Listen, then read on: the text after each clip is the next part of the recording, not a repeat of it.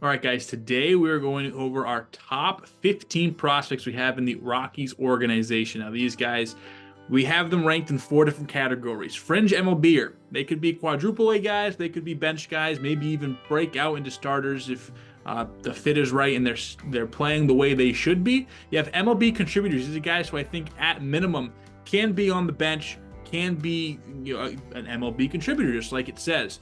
We have MLB starters, and these are kind of our upper echelon players. We have about 5 or 6 of these guys on the list who I think that at some point in my time here, they could be MLB starters for us. And we have one guy who fits in this category, a bona fide star, a prospect we think can be a cornerstone and someone we build around.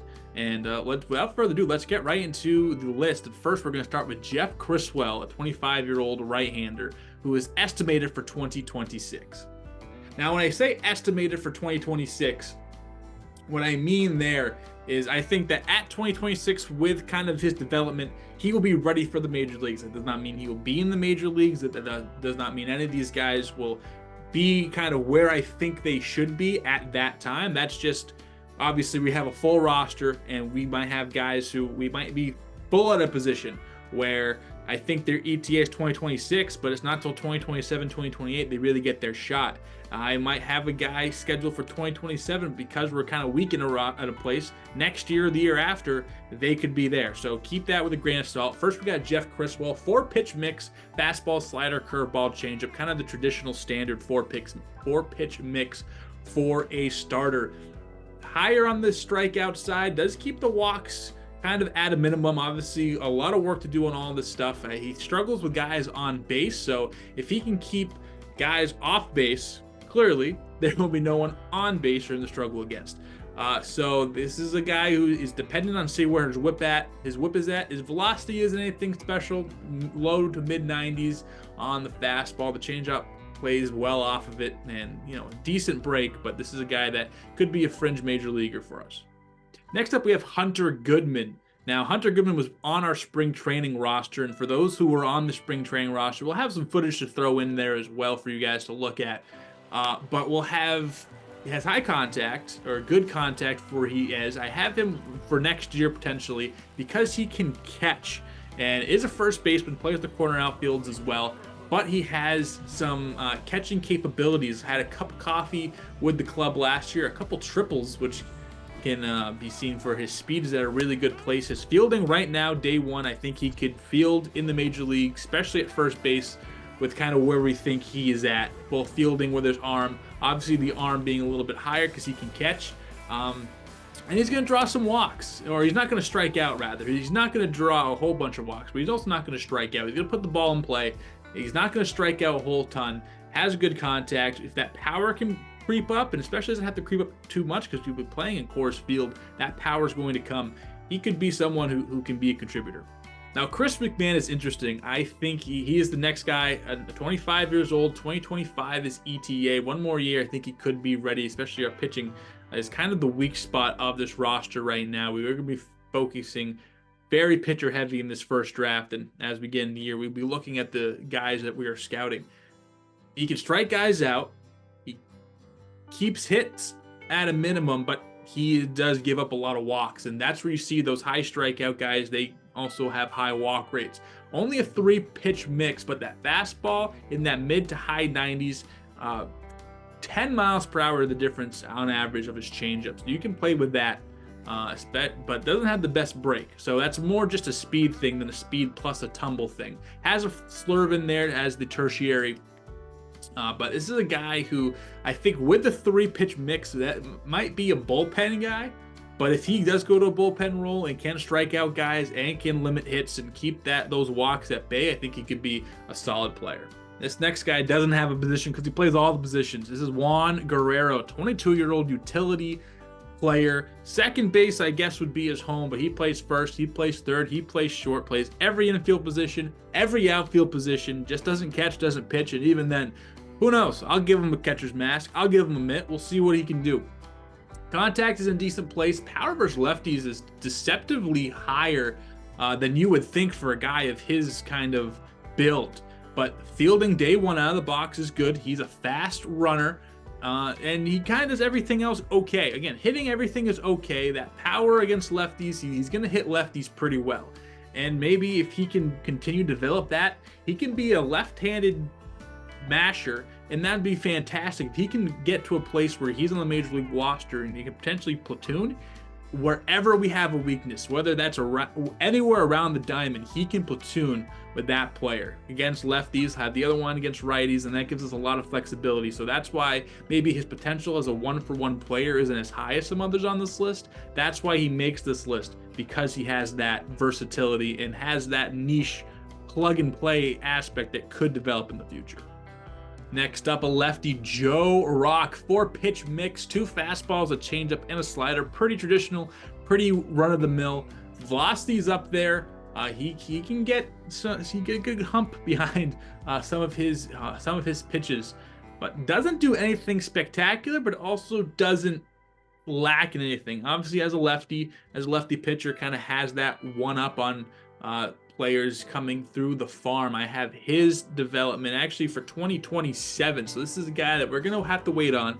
Already 23, so this is a guy that we're going to get late and probably won't have much of free agency if we have it our way. But one thing I wanted to have him focus on is not allowing so many hits. Kind of got dinged up a bit. Doesn't walk many guys, does strike out guys at a decent rate, but he's someone that if everything he could be very well rounded, but there's a potential where something just doesn't develop, and that is where his downfall would be. Finally, breaking into our top 10, this is Michael Prosecki in our number 10 spot. Fastball, which is decent in the low 90s, but a looping curveball that takes a lot of velocity off, has a good amount of break, also throws a changeup, also throws a 2-seamer. Again, much like Rock, really nothing he excels at. If there's anything, he probably could be a higher upside strikeout guy, but with that, again, also comes a lower walk rate and gives up some home runs a little bit more than I would like to see. Break is decent, velocity is up there. Again, lefty from Illinois, only 22 years old. I could see him kind of breaking into the big league camp at 24, so give him 2 years. And so that rounds out our fringe MLBers. And now on to number 9 on our list. Number 9 is Drew Romo. This guy is our top catching prospect and actually ranks decently in the league as well. Hits lefties pretty well. As a switch hitter, can field right now with a good block rating. The arm is fine. The fielding is good. It's just we want that hitting to go up. Again, jack of all trades, but master of none. Isn't lacking anything, isn't proficient in anything, especially offensively. That is where his ceiling can hit. I have him number 9, and there are a couple MLB contributors. I have Drew Romo as an MLB starter. Now that's because catcher position, maybe the offense doesn't have to be there. Obviously, it is a premium fielding position. If his fielding just expands and it's very, very good, then he could be a contributor without really having a bat. But his he could skyrocket to maybe the 3rd, 4th guy on this list. If those hitting mechanics kind of get worked out in AA, we're going to start him there at 22 years old. He could be a real problem, but also he could have a capped ceiling if that hitting doesn't come around. Another guy who is in big league camp this year, Warming Bernabel. Good against lefties hitting wise, contact over power. He's a 3rd baseman, also plays 1st and 2nd. Fielding is decent. Nothing really stands out. The vision is pretty good. He's going to put the ball in play. He's not going to strike out a whole bunch. I would like to see him draw a little bit more walks. Obviously, as a corner guy, you would like to see some power. He doesn't really have that now. Maybe second base we move him to if we think offensively we can get something much better from somebody down the road, especially on that corner, like I said. But we have another 3rd baseman on this list coming up, and that's a guy blocking him right now. So if he can kind of maybe move to second base, which is weaker for us, that could be something to look out for in the future. Our first of many outfielders here in the next 7 guys. This is number 7, Benny Montgomery. He's going to be in AA to start the year. ETA of 2025. I think he could be in the big leagues not right now, but next year. And that's because he's fast. He can field pretty well. Again, another guy who has a little bit more contact over power, but does have a decent numbers against lefties for both of those attributes. as well as he can draw some walks. He's not going to strike out a whole bunch. Again, kind of the tools that I like. He can hit, he can field, he can run fast. And if you plug him in at center field, obviously a Brenton Doyle, don't really need him right now, but he's a guy who can be a backup outfielder. I'm comfortable putting him in any spot out there. Back to the hot corner in Sterling Thompson. Great fielder, great arm right now. An arm that can plug and play in the major leagues if he was in there today. I think he could be here tomorrow. And that being saying, next year. Good contact, power's better than Burnable, but still not like a premium power guy in the minor leagues. Vision, top notch. You know, he's a guy that's not going to strike out a bit. If you're seeing a pattern, contact guys over power for the most part, aren't going to strike out a bunch, and can field. Is that the way I want to build this team? Maybe. At some positions, sure. Is that my philosophy? Definitely not. And we'll get more into that kind of when we look at guys down the road of who we're looking at, who we're drafting. I'll be talking with my scouting department all the time. So we'll see. But right now, he's a guy that I think next year, especially with Ryan McMahon, he has a contract for a couple more years. Is he a future guy on this team? Maybe, maybe not. Also, Thompson can help play the outfield, so he's a guy that can bring versatility off the bench if we need him there for 1 or 2 years. He's our last MLB contributor, at the very least. Up now, Zach Veen. He can be an MLB starter for us, and a guy who had, I think, more potential when he was drafted to be 18 years old a couple years ago. Hasn't quite hit those thresholds and hit those progression flags the way people thought he would or wanted him to, but still just 22. He's a guy that maybe could have played right now, and I have him. He could play at the second half of this year. If things go bad or things go well for him, he could find himself in right field and cores. Outfielder, but predominantly right field. Left-handed bat, so he hits righties a little bit better, and can draw some walks. And again, another even keel guy, has some speed, fielding a little bit lower, but nothing really glaring jumps out. It says this is an area of focus. Again, all a well-rounded guy, and that could help or that could hurt him in his ceiling. So we'll see how he develops in we're having him a Double-A start the year. Next guy, and the guy that I don't necessarily think is more talented than Zach Veen. I think they are very even, but I'm going to start him at Triple-A. This is Jordan Beck, same age, from Alabama, also an outfielder, and he's a little bit more power. This is our first prospect that really favors power over contact. Not by a huge margin, but enough where it's noticeable. Good fielder, decent speed, and he's also not going to strike out a whole bunch. I think he's one of those rare guys that he's going to hit the ball hard and hit the ball often as well. And that's something that if that develops the way it should, that could be huge.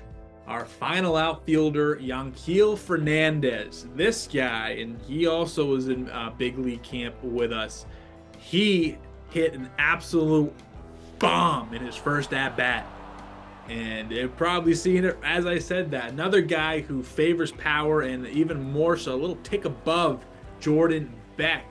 Has some good fielding. They're very comparable. It's just that one step up in power. Everything else kind of matches. If you blindfolded me and put some numbers in front, I really couldn't tell the difference between Yanquiel and Jordan, but just again, that power jump just slightly above puts him on a faster track. He'll be in AAA as well at age 21, and we'll probably wait on him till next year. Even if he's having a good year, I think we're going to let Yanquiel get as good as he can before we think about moving him up. Left field is our weakest spot in the outfield. We kind of have Nolan Jones pretty much solidified. Brenton Doyle, as of right now, not going anywhere. Left field's kind of where things are up for grabs, and we'll see who brings that out of spring training, and maybe Yanquiel has a really, really, really good spring and forces my hand. Our final pitcher, and a guy who maybe could go in right now, Chase Dollander. He is the Tennessee man who, again, has some good strikeout numbers in Tennessee. He was the first pick last year, I believe 8th overall. Good velocity, great breaking on his pitches, and that changeup is really what makes him so good. That slider bite and getting hit up near 90 miles per hour. Dollander definitely going to be a guy that we're going to give one, especially pitching, give you a year. He might just blaze through Double-A. We're going to start him there, make Triple-A, maybe even come to the majors this year. Who knows? But he's a guy that we can look out for. And lastly, but not leastly, Adael Amador, another guy started off in camp, 20 years old, great contact. It says a switch hitter. No, doesn't really prefer a hand in this. A good fielder. Arm might be a little bit too low for shortstop. We might move him to second base, especially with Brendan Rodgers not really a guarantee to be our long-term guy. Amador impressed well in the field, had some good hits, and you'll see some of his footage as well as I'm going over this. And a guy who, with runners on base and in scoring position, he can excel. So this is a guy who, yeah, maybe he has some skills to develop as a top of the order guy or a very bottom of the order guy, but has those abilities where maybe hit him fifth, maybe even sixth with guys in scoring position eventually potentially for him. You could drive in some runs and have some good RBI numbers for a guy. So that's our top prospects list. Again, Adael Amador could be in bigs this season if we officially move him over to second base. We're going to keep him at short right now. Which of these guys is your favorite? Which of you guys do you think that can which of these guys do you think is going to make the biggest impact on this team? And we'll see. Again, we're going to go right into spring training and kind of we'll see me a little bit later going over some results, but yeah, it should be fun. Finally, we're going to get to watch some of our guys in spring training. This is the first game that they played this season. Able to watch it back again. Still making that transition from Rhode Island to Colorado. It's going to be fun. This season is going to be very, very fun. We're taking on the Arizona Diamondbacks, so it's a good test to see where we are against the division and where we are kind of in the league. These are the defending champs. We got the defending almost Cy Young Award winner Zach Gallen on the bump. And first pitch to Charlie Blackmon, and here we go. My tenure as the GM of the Rockies, I guess, is officially underway. So spring training, I'm looking for the process. Results can decide some battles, but they're not going to be the end-all, be-all. This is spring training. This is literally training, and this is a case right here. Ezequiel Tovar is a young guy, takes a close ball, and then just kind of gets too passive. We want to try to not pressure him, but have him ease in to getting some good wood on the ball, and it's going to be Nolan Jones flying out. That will do it for the first inning. But yeah, I'm looking for the process. I really am. I mean, we're going to have a lot of pitchers in camp this year. Not too many guys are in the position group guys. I think for the most part, those guys are set. Those guys are fine. Catchers are already squared away, basically coming into camp. There wasn't really anyone in the minor leagues I thought was going to push. No free agents. I didn't sign any free agents all spring training, so you don't have to worry about that. But we have a lot of pitchers, and again, I was talking about the bullpen earlier. It's going to be volatile. If you're starting to slip up, I'm not afraid to kind of move pieces around. As Kyle Freeland, he's probably going to be an opening day guy with German Marquez on the shelf. He is going to lose the second guy he faces with a walk, rather. But then he's going to get a nice double play. Tovar to Rogers, all the way over to Chris Bryant, who we have starting at first base right now. We get the double play to end the inning. The big battle that we have this year, I think everything coming into the season is pretty much set except for first base and one of the corner outfield spots, mostly left field. And this is my scenario. Chris Bryant, who is going to get a nice piece of a breaking ball right here, lace it right into right center field, exactly how you teach it. He's a guy who can play all over the diamonds. He's also a guy getting paid so much money. And we have two other guys at first base, Eliuris Montero and Michael Tolia, who are ready and I think can do some damage. Brendan Rodgers can't, unfortunately, grounds out in the double play back to the pitcher in a good piece of fielding. And just like they practice in spring training all the time, I'm sure Gallen was doing weeks of that before he even saw that pitch. Threw that pitch, rather. But that's the big battle. First base. Who's going to take it? Is it going to be Chris Bryant? Is it going to be Montero? Is it going to be Tolia? On the flip side, if Tolia or Montero perform better and one of them really takes that spot, then they get first base. Now that makes Chris Bryant kind of needing a home in left field, most likely. And between him, Sam Hilliard, and others, they're going to be battling out for that left field spot. Now, this second inning is where things get dicey, and right there is where the train started to fall off the track. We saw Jock Peterson hit a double earlier, and then right there, Randall Grichuk taking that one 360 right off the top of that foul pole, and probably goes a little bit further, if not for hitting that thing. But this inning kind of gets underway. Gets out of our way, gets kind of out of our hands here. Again, we used a pitcher every single inning, basically. We went through 8 or 9 of them, maybe even 10 of them today. This is just kind of that first outing for everybody. So they're trying to work on some things. And Juan Mejia goes 0-2 to Gavin Moreno and trying to get out of the inning here. Goes inside, and Moreno makes him pay, deposits that in the left field. Nolan Jones is there to cut it off, and the inning just continues, 0-2, and these are some things that these relievers are going to have to do. Who's going to succeed in those 0-2 situations? Who's going to succeed with runners on? Bring in Nick Mears. He hits Corbin Carroll, then goes 3-0 to Geraldo Perdomo.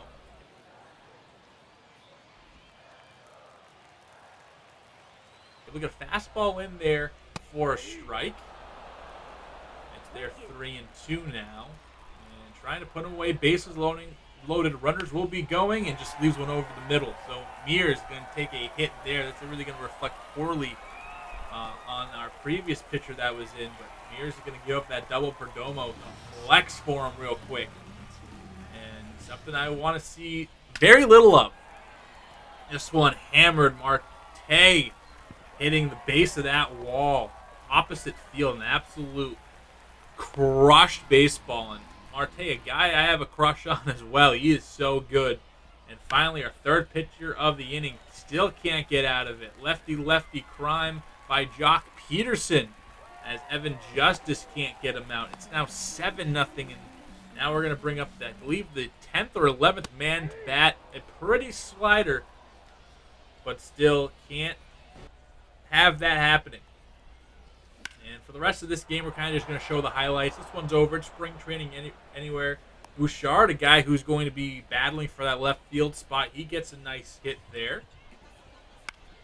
Move it on, and a double play. We have all our backups in Amador to Tovar. Something we might be saying for a very long time in Colorado, as getting out of the inning is some more of our lower relievers. I kind of focused mostly on our lower relievers, but this is what I'm talking about, the process. Look at Michael Toglia here. Jumps on a fastball super early on it. 1-2, takes a good pitch. And these are some things that Toglia does that can win him this job. Takes that 1-2-2 right on the black, lets it go. Now 3-2 here. Pitcher's going to have to take a shit or get off the pot. Fouls one out, then drives that one. Middle, opposite field. Basically the same spot Marte hit his, and it's going to jump over the wall. Toglia gets himself a double.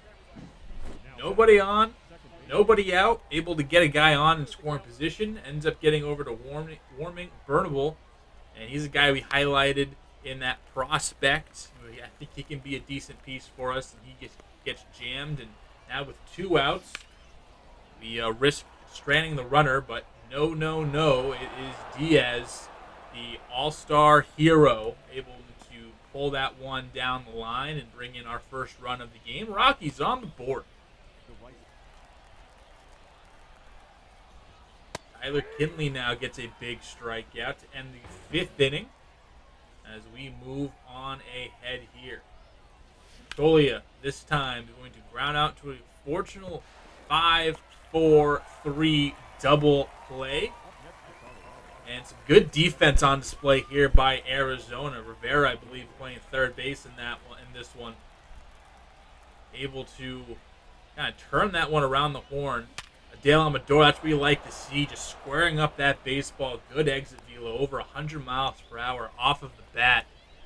I don't think he's really in consideration for a job here. I think he is going to have some, kind of up here getting some good reps. It's speaking of good rights, you saw this home run earlier. You'll see it again. Yanquiel Fernandez. Absolute tater tot, right field. Thank you, sir. I appreciate you coming. And he went almost 420 on that. Fitting in Colorado. 104 off of the bat. Fernandez, a guy who isn't exactly trying to make big league club this year. But with these performances, that will help him for next year. That will help him when we evaluate him in, I believe we're going to start him off in either double or triple A. I believe triple A we're going to start him off in. That's at least the plan this year, and I think he's ready for it. We'll see how he does. Bretton Doyle gets robbed here at second base. A great diving stop, and they get a speedster out. And again, Arizona really flashing the leather here, as it is now. It's still 7-2. Sam Hilliard with 2 on. 0-2 count. Fooled badly. You see that swing feedback. Fooled badly on that pitch inside. 0-2 count. Has to just put something in play. And softly up the middle, but it gets through. That's going to bring 1 run home. Make this a 7-3 ball game. So our first action in spring training, we gave up that big inning, but other than that, our pitchers really settled in. We're going to get a sinker here. Daniel Bard, we kind of brought out some of our established guys later on in this one. Bard going to that corner dot.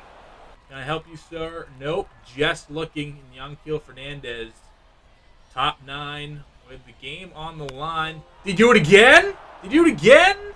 Yanquiel, not quite. He will trot back into the batter's box.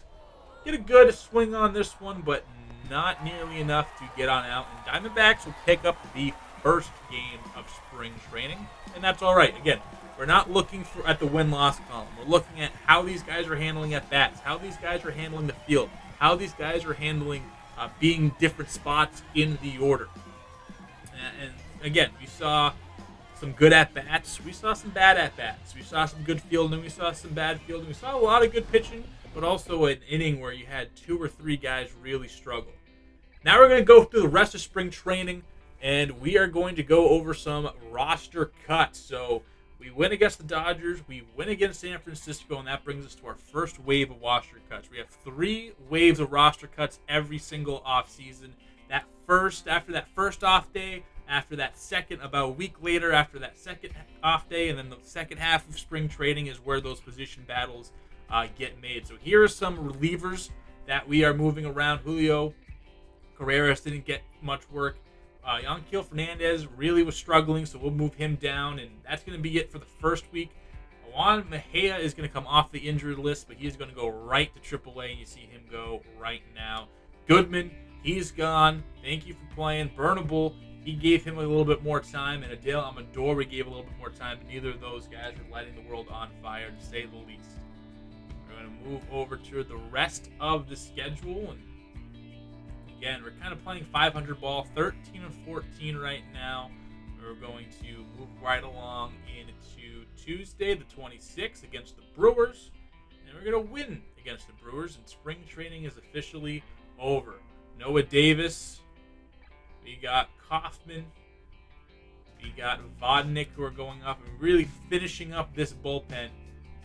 And we'll show in the next episode, or the kind of next time you see us, the lineups, what the rosters look like. We'll go through both AA and AAA. Jacob Webb and Sean Newcomb, the only guys on the waiver wire. Newcomb is intriguing. A guy who started off as a starter for Atlanta, kind of got hurt, never really brought it back. But that's going to do it here. Anyway, thank you guys. I appreciate it. I'm glad I'm sharing my experience with the world. And it's an interesting ride. So I guess I'll see you when I see you next. Go Rocks. Future.